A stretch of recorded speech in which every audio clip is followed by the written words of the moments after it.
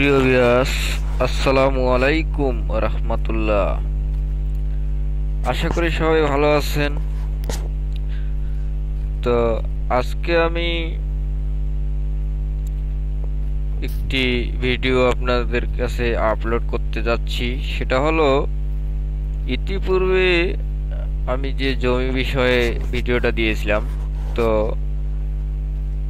ওই ভিডিওতে দেখাইছিলাম যে ধান লাগানো হয়েছিল এই ওইগুলোতে। তো আসলে ধানগুলো কে কাটবে সেই বিষয়ে আমি বলতে চাইছিলাম। তা ধানগুলো দুই পার্টি কাটছে,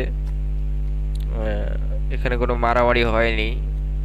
কিন্তু ধান কাটার পরে যে জমিগুলো এখন ফাঁকা হয়ে পড়ে রয়েছে।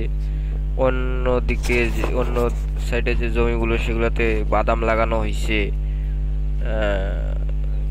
আর অন্য কৃষি লাগানো হয়েছে। কিন্তু এই জমিগুলো দেখেন, দুই পার্টির এক পার্টিও এই জমিগুলো কোনো ক্ষেত লাগায়নি ধান লাগায়নি, বাদাম লাগায়নি, কিচ্ছু। ফাঁকা মাঠ হয়ে পড়ে রয়েছে। এখানে ছেলেপেলেরা ফুটবল খেলে এখন। তো আগামী পর্বে কি হবে না হবে এখনো কিছু বলা যাচ্ছে না। তো অবশ্যই আপনাদের জানার চেষ্টা করব শেষ পর্যন্ত জমিগুলো কে পাবে।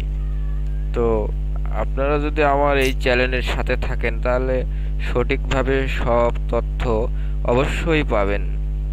কারণ আমি সব সময় সত্য বাণী দিতে চেষ্টা করি। ভালো থাকবেন। আসসালামু আলাইকুম।